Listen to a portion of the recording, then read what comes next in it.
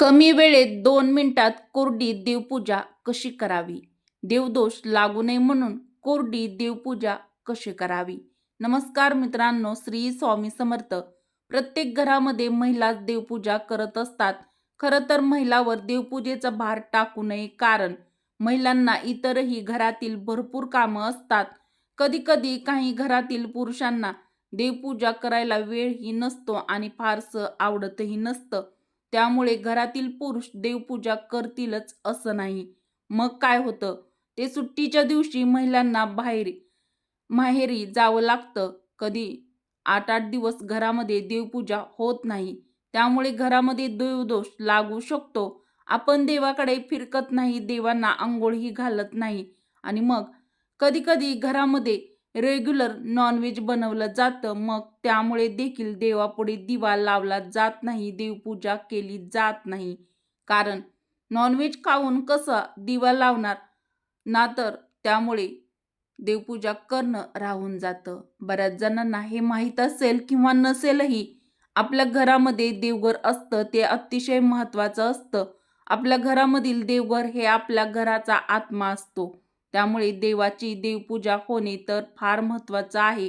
आपल्याला थोडीशी जरी अडचण आली तरी आपण लगेच देवापुढे जातो, हात जोडतो आणि आपल्या मनातील गोष्टी, संकट, विघ्न, अडचणी देवांना सांगतो. हे एकमेव ठिकाण असतं देवघर. त्यामुळे महिलांनी तर देवघराशिवाय करमतच नाही. ज्या महिला जॉब करतात त्यांना काही ठिकाणी देवपूजेसाठी वेळ नसतो. अशा घरामध्ये रोज देवांची देवपूजा केल्यामुळे, त्यांना स्नान घातल्यामुळे जे काही आपल्या घरामध्ये नकारात्मक ऊर्जा असते ती सर्व निघून जाते आणि लवकर नकारात्मक ऊर्जा नष्ट होते. कारण घरामध्ये दिवा लावणं, देवपूजा करणं, त्यामुळे सकारात्मक ऊर्जा वाढीस लागते आणि आपल्याला हे स्वतःला प्रसन्नही वाटतं. जे काही दैविक तत्व आहे, जे आपण म्हणतो ते जागृत राहतं. आपल्या घरामध्ये चैतन्य राहतं. बघा, कितीतरी आपण म्हटलं तरी बऱ्याच जणांना असं होतं की कामामुळे किंवा काही कारणामुळे घरामध्ये देवपूजा करणं शक्य होत नाही. कारण काही जणांचा जॉब असतो, व्यवसाय असतो व इतर कामंही भरपूर असतात. घरामध्ये छोटी-छोटी बाळं असतात, मुलं असतात आणि बऱ्याच वेळेला काय होतं की घरामध्ये जी गृहिणी असते तिच्यावरती पण कामाचा खूप लोड असतो. ज्या महिला असतात त्या जॉब करून घरातील सगळं मॅनेज करावं लागतं. त्यांना मग पुरुष देवपूजा करणार असतील तर त्यांच्या मागे पण भरपूर कामं असतात. कितीतरी वेळ काढायचा म्हटलं तरी वेळ शिल्लकच राहत नाही. बऱ्याच जणांचं असं म्हणणं असतं की काही आमच्या देवघरामध्ये खूप मूर्ती आणि फोटो आहेत. त्यामुळे आम्हाला रोज देवपूजा करायचं म्हटलं तर व्यवस्थित देवांना स्नान घालून देवपूजा करणं तर शक्य होत नाही. खूप वेळ लागतो. पण आम्हाला आमच्या कामामुळे, जॉबमुळे, व्यवसायामुळे हे शक्य नाही. मग काय करावे? त्यावर एक महत्त्वाचा पर्याय आहे. हे लक्षात घ्या. तो म्हणजे तुम्हाला ज्या दिवशी देवांना स्नान घालणं शक्य होईल त्या दिवशी नक्कीच तुम्ही स्नान घालून देवाची व्यवस्थित देवपूजा करा. बरेच जण असेही करतात की देवपूजा जमत नाही म्हटल्यावर देवाकडे कोणी फिरकत नाही किंवा अजिबात दिवा लावला जात नाही, अगरबत्ती लावली जात नाही, धूपही लावला जात नाही. कारण काय? तर सकाळपासून देवपूजाच केलेली नाही. कारण वेळ नव्हता आणि देवपूजा व्यवस्थित झालेली देखील नाही. देवांना स्नान घातलेली नाही. मग कशाला दिवा लावायचा? मग कशाला धूप पेटवायची किंवा अगरबत्ती तर कशाला लावायची, असं बरेच जण म्हणतात. परंतु हे अतिशय चुकीचं आहे. आपल्याला जरी रोज देवांना स्नान घालायला, देवपूजा करायला वेळ नसेल तरी देखील तुम्ही अशा प्रकारे कोरडी देवपूजा करू शकता. तर ही अगदी 5 मिनिटांमध्ये ती कशी करायची मी तुम्हाला सांगते. कारण काय असतं की आपल्या देवघराकडे आपण अजिबात लक्ष देत नाही. समजा दिवा पण आपल्या देवघरामध्ये लावला जात नाही.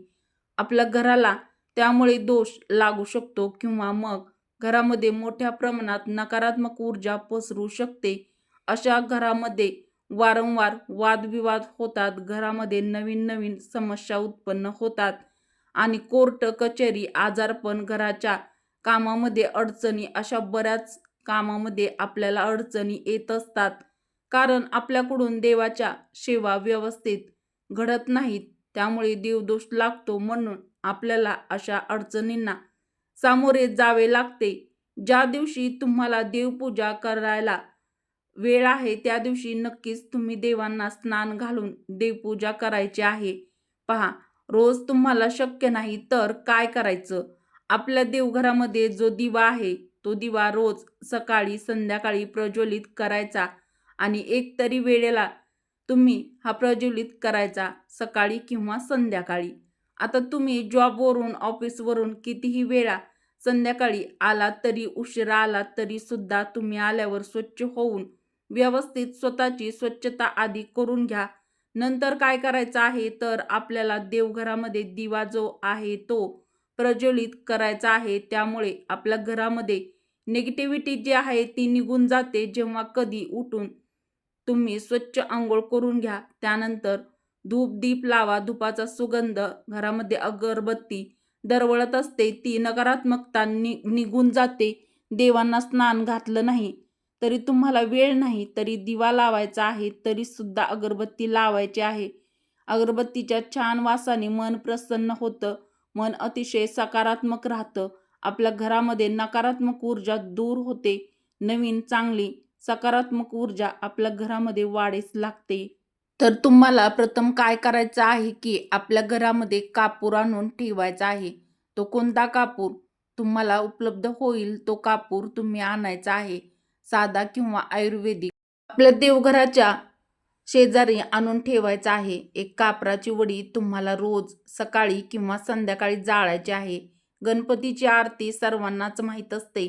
फक्त ती जरी आरती म्हटली तरी देखील चालेल. आरती करत असताना घंटानाद करायचा आहे. घंटानादाने काय होतं तर घरामध्ये सर्व वाईट शक्ती ज्या लपून बसलेल्या आहेत ते निघून जातात, घरामधून बाहेर जाते. त्यामुळे घंटानाद अवश्य करायचा आहे. तुम्ही सकाळी हे रोज करत चला. संध्याकाळी दिवे लागण्याच्या वेळी तुम्ही अशा प्रकारे घंटानाद करून आरती म्हणायची आहे. हे खूप सोपं आहे. तुम्हाला ऐकताना वाटत असेल की खूप जास्त वेळ लागेल, पण बघा 5च मिनिटे लागतील. कारण गणपतीची आरती म्हणायला 3 मिनिटे खूप होऊन जातात. पण त्या देवघराच्या शेजारी तेल, तूप जे काही आहे ते ठेवायचं आहे. एकदा बॉटलमध्ये तुम्ही ठेवू शकता. ते वेगळंच ठेवायचं, म्हणजे मग ते खूप सोपं पडतं. दिवा लावण्याच्या वेळेला उदबत्ती किंवा धूप पेटवायचा, कापूर जाळायचा आणि आरती म्हणायची आहे. आपल्याला बाकी जास्त काहीच करण्याची आवश्यकता नाही. फक्त एवढ्याच गोष्टी लक्षात घ्या. जी तुम्ही देवाला वाहिलेली फुलं आहेत देवघरामध्ये ठेवलेली, ती मात्र तुम्हाला आठवणीने काढायची आहेत. जरी तुम्ही देवपूजा करत नसाल तरी सुद्धा सुकलेली फुलं काढून ठेवायची आहेत. तुम्ही देवांना अर्पण केलेली जी असतात ती फुलं आठवडाभर ठेवणं अत्यंत चुकीचं आहे. तुम्ही ते फुलं आठवडाभर तसेच ठेवले जातात. त्यामुळे घरामध्ये प्रचंड प्रमाणामध्ये नकारात्मक ऊर्जा पसरली जाते. म्हणून घरामध्ये सतत भांडणे, वादविवाद होऊ लागतात. नवरा बायकोमध्ये वाद होतात आणि घरातील सदस्यामध्ये वाद होतात. आजारपण वाढतं.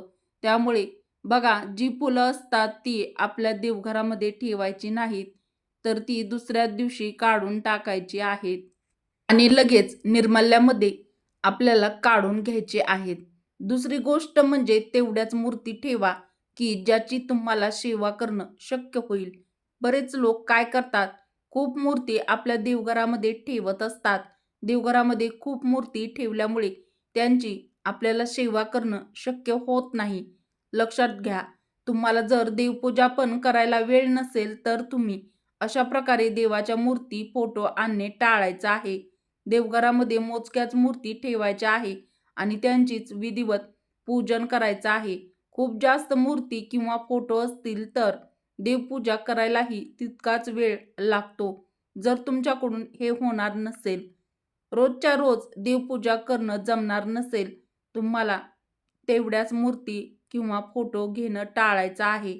तुमच्याकडे आता समजा एखादी मोठी मूर्ती आहे किंवा देवीचा फोटो आहे, मग तुमच्याकडे जी काही मूर्ती आहे तिची सेवा होत नाही तुमच्याकडून, म्हणजेच देवपूजा रोजच्या रोज होत नाही. मग काय करायचं आहे? ज्या देवाची सेवा आपल्या हातून होत नाही त्या मूर्ती किंवा फोटो तुम्ही विधिवतपणे विसर्जित केल्या तरी चालतील.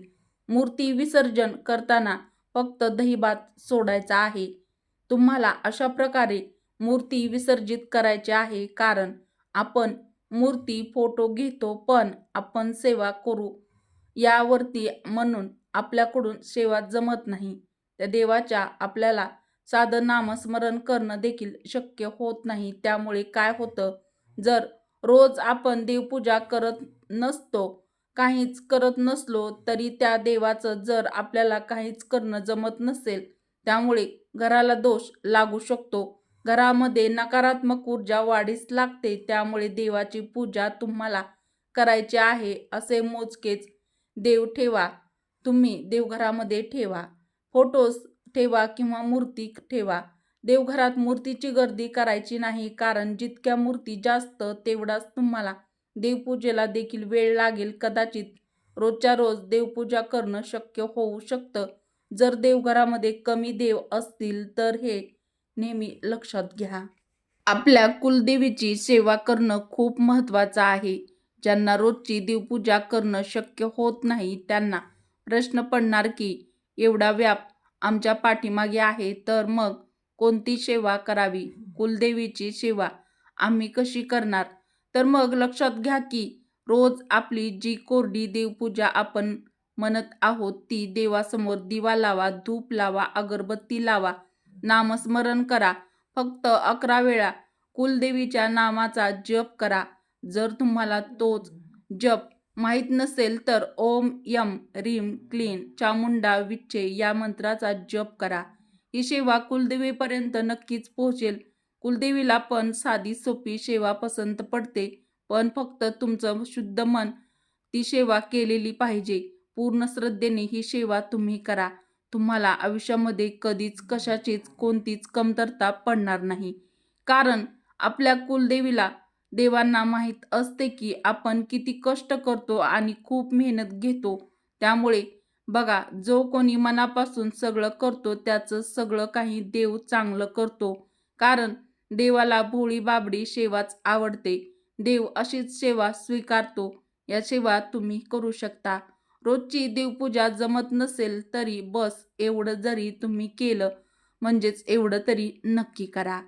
ज्या दिवशी तुम्हाला रांगोळी शक्य होईल त्या दिवशी देवघरासमोर अवश्य रांगोळी काढा.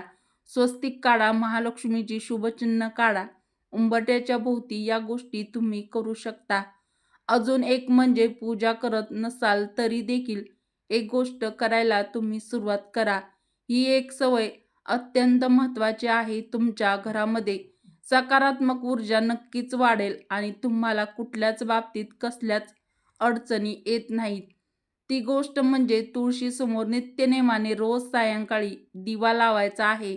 मग एक पंथी रोज तुळशीला म्हणजे तुळशीसमोर लावा. तुम्हाला तुळशीला लावायची आहे. जर तुम्ही जॉब करत असाल, तुमचा व्यवसाय असेल, मग घरामध्ये तुम्ही खूप उशिरा येत असाल, पण जेव्हा तुम्ही कधी घरी पोहोचाल तेव्हा तुम्ही तुळशीला दिवा लावायचा आहे हे विसरू नका. जेव्हा तुम्हाला सर्व सवयी या गोष्टीची सवय लागेल तेव्हा अजिबात कंटाळा येणार नाही. उलट तुम्हाला या सर्व गोष्टी करण्याने पॉझिटिव्ह एनर्जी जाणवेल. तुम्ही या गोष्टी करायला सुरुवात नक्की करा. तुमच्या आयुष्यामध्ये खूप चांगला फरक याने पडतो. त्यांना रोज देवांना स्नान शक्य घालणं होत नाही, त्यांनी किमान पौर्णिमा, अमावस्या अशा काही महत्त्वाच्या तिथींना तरी देवांना स्नान घालायला विसरू नका. त्या दिवशी तरी आपल्याला देवपूजा मात्र नक्कीच करायची आहे, हे लक्षात घ्या. आता जॉबला चाललेले आहात, तुमच्या कामाला जात आहात, त्या वेळेमध्ये तुम्ही देवाचं नामस्मरण करा किंवा मग गणपती बाप्पाचे गणपती स्तोत्र म्हणा, त्याचे श्रवण करा. देवीची भक्ती आपल्याकडून सतत घडली पाहिजे. देवाचे नामस्मरण केल्याने देव आपल्या केसालाही धक्का लागू देत नाही असाही कित्येक जणांचा अनुभव घेतलेला आहे. या गोष्टी तुम्हाला करायच्या आहेत. जर तुम्ही स्वयंपाक करताय तर अशा वेळी नामस्मरण चालू ठेवायचं आहे. सतत देवाचं आपल्या श्वासाबरोबर नाव तोंडामध्ये घ्यायचंच आहे. अशा प्रकारे कोरडीच पूजा करायची आहे, ती तुम्ही करू शकता. लक्षात घ्या, देवासमोर सकाळ संध्याकाळ फक्त एक दिवा नक्की लावा, अगरबत्ती लावा, एवढं तरी आपल्याला करायचं आहे. फक्त घरामध्ये देवघर असून उपयोग नाही, तर आपल्याला तिथे एक दिवा हा नक्कीच लावायचा आहे. बरेच जण देवघराकडे फिरकतही नाही. कधी कधी देवघरासमोर दिवा पण लावत नाही. अत्यंत चुकीची पद्धत आहे ही. घराला नक्कीच यामुळे देवदोष लागू शकतो. यामुळे तुम्ही अशा चुका करत असाल तर आत्ताच थांबवा आणि आत्तापासून तुम्ही लगेच देवघरामध्ये दिवा लावायला सुरुवात करा. तर हा माहितीपूर्ण व्हिडिओ तुम्हाला कसा वाटला? व्हिडिओ आवडला असेल तर व्हिडिओला लाईक करा. मित्रपरिवारासोबत म्हणजेच निदान कमीत कमी 5 लोकांना तरी हा व्हिडिओ शेअर करा. व्हिडिओ आवडला असेल तर चॅनलला सबस्क्राईब देखील नक्की करा. व्हिडिओ शेवटपर्यंत पाहिल्याबद्दल तुमचे मनापासून धन्यवाद. श्री स्वामी समर्थ. जय माता लक्ष्मी.